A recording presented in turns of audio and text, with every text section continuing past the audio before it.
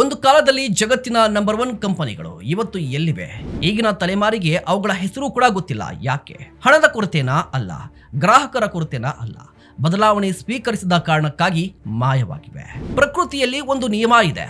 ಅತ್ಯಂತ ಬಲಿಷ್ಠ ಪ್ರಾಣಿ ಹೆಚ್ಚು ಕಾಲ ಬದುಕಲ್ಲ. ಅತ್ಯಂತ ಬುದ್ಧಿವಂತ ಪ್ರಾಣಿಯೂ ಕೂಡ ಬದುಕಲ್ಲ.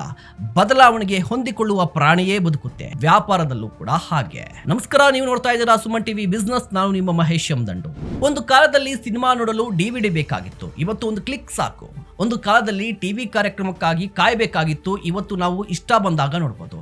ಜಗತ್ತು ಬದಲಾಗಿದೆ, ಗ್ರಾಹಕರು ಬದಲಾಗ್ತಾ ಇದ್ದಾರೆ, ತಂತ್ರಜ್ಞಾನ ಬದಲಾಗಿದೆ. ಸೊ ಇಲ್ಲಿ ಒಂದು ಪ್ರಶ್ನೆ, ನೀವು ಬದಲಾಗಿದ್ದೀರಾ ಅಂತ. ನಿಮ್ಗೊಂದು ಬೆಸ್ಟ್ ಎಕ್ಸಾಂಪಲ್ ಹೇಳ್ತೀನಿ. ನೆಟ್ಫ್ಲಿಕ್ಸ್ ಆರಂಭದಲ್ಲಿ DVDಗಳನ್ನ ಕಳಿಸ್ತಾ ಇದ್ದಂತ ಬಿಸ್ನೆಸ್ ಆಗಿತ್ತು. ಆಗ ಅವರಿಗೆ ಒಂದು ಸತ್ಯ ಗೊತ್ತಾಯಿತು, ಭವಿಷ್ಯ DVDಗಳಲ್ಲಿ ಇಲ್ಲ, ಸ್ಟ್ರೀಮಿಂಗ್ ನಲ್ಲಿ ಇದೆ ಅಂತ. ಅಲ್ಲಿಂದಲೇ ಅವರು ವ್ಯವಹಾರದ ಮಾದರಿಯನ್ನ ಬದಲಾಯಿಸಿದರು. ಅದರ ಫಲವಾಗಿ ಇವತ್ತು ಕಂಪನಿ ಎಲ್ಲ ಒಂದು ಜಾಗತಿಕ ಸಾಮ್ರಾಜ್ಯ ನಿರ್ಮಾಣವಾಗಿದೆ. ಬಹಳಷ್ಟು ಮಂದಿ ಒಂದು ತಪ್ಪು ಮಾಡ್ತಾರೆ, ಇಲ್ಲಿಯವರೆಗೂ ಹೇಗೆ ಮಾಡಿದ್ದು ಅಂತ. ಬಟ್ ಅದೇ ದೊಡ್ಡ ಅಪಾಯ. ಯಾಕಂದ್ರೆ ನಿನ್ನನ್ನ ಯಶಸ್ವಿಗೊಳಿಸಿದ ಹಳೆಯ ವಿಧಾನ ಭವಿಷ್ಯದಲ್ಲೂ ಯಶಸ್ವಿಗೊಳಿಸುತ್ತೆ ಅನ್ನೋದು ಗ್ಯಾರಂಟಿ ಅಲ್ಲ. ನೆನಪಲ್ಲಿಟ್ಕೊಳ್ಳಿ, ಮಾರ್ಕೆಟ್ ಎಂದಿಗೂ ನಿಲ್ಲೋದಿಲ್ಲ. ಟೆಕ್ನಾಲಜಿ ಯಾರಿಗೂ ಕಾಯೋದಿಲ್ಲ. ಗ್ರಾಹಕ ನಿರೀಕ್ಷೆಗಳು ಕೂಡ ನಿಲ್ಲೋದಿಲ್ಲ. ನೀವು ಬದಲಾಗದೆ ಇದ್ರೆ ಮಾರ್ಕೆಟ್ ನಿಮ್ಮನ್ನ ಬದಲಾಯಿಸುತ್ತೆ.